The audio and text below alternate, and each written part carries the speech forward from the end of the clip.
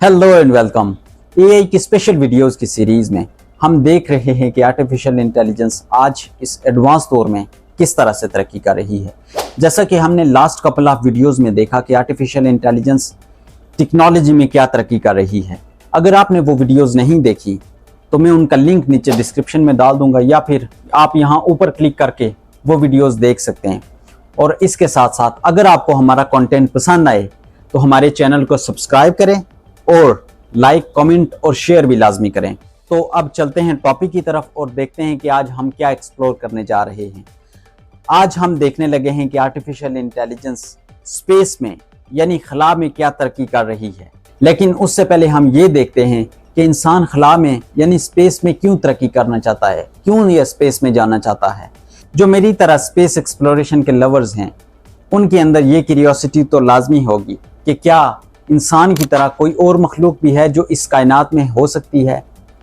क्या इस कायनात में कुछ ऐसी चीज़ें हम एक्सप्लोर कर सकते हैं कि जो इंसानियत को बहुत ज़्यादा फ़ायदेमंद दे, जो कि हमें इस तरक्की से किसी एडवांस तरक्की की तरफ ले जाए। ये कुछ इंपॉर्टेंट फैक्ट्स दे जिनकी वजह से साइंसदान भी बहुत क्यूरियस हैं, वो भी स्पेस में जाना चाहते हैं और स्पेस में तरक्की कर रहे हैं। इंसान खला को यानी स्पेस को सदियों से एक्सप्लोर कर रहा है, लेकिन जो फर्स्ट सैटेलाइट इंसान ने भेजी वो थी 1957 में। सोवियत यूनियन ने सबसे पहली सैटेलाइट भेजी।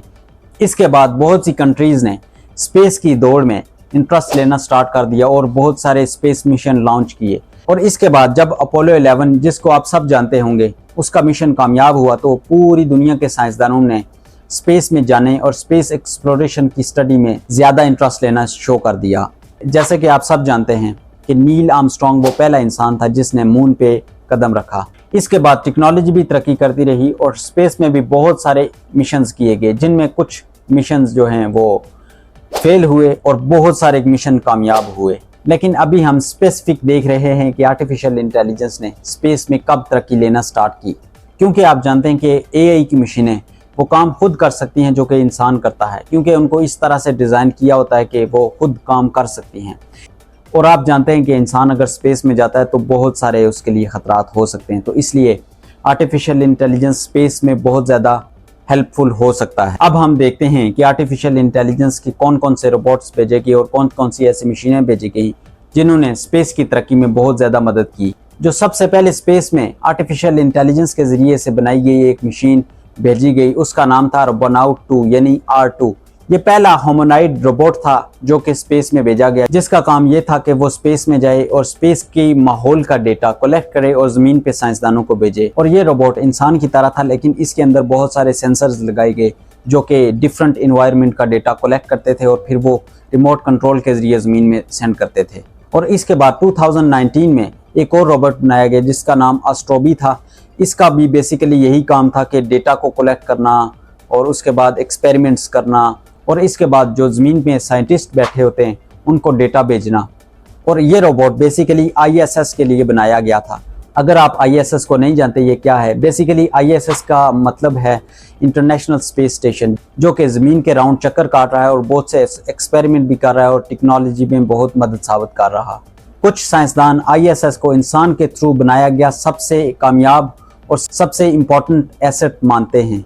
एस्ट्रोबी का ये काम है कि ISS को मॉनिटर करे, अगर कोई भी उसके अंदर एरर डिटेक्शन आ जाती है तो वो एस्ट्रोनॉट जो कि ISS के अंदर ही होते हैं उनको सिग्नल प्रोवाइड करे ताकि वो उसको सॉल्व कर सकें। और इसके बाद बहुत सारे AI रोबोट्स बनाए गए जो कि मार्स पे भेजे गए, जिनमें फेमस जो रोबोट्स हैं वो हैं परसिवरेंस रोवर जो कि नासा ने लॉन्च किया। और इसके बाद 2024 में एक और रोबोट लॉन्च किया गया जिसका नाम वाइपर रखा गया।